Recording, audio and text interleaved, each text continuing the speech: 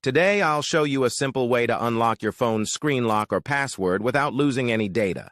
The best part? It's free and easy, even if you're not a tech expert. Just follow these steps, and you'll be able to unlock any phone hassle-free.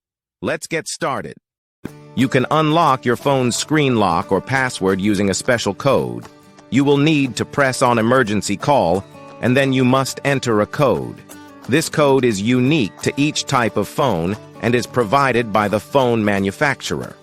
In this video, we're using a code that works specifically for the type of phone we're demonstrating. Here's how you can get the code.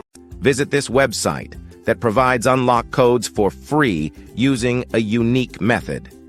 And that's it. Now you can unlock your phone without losing any data. See you in the next video. Bye.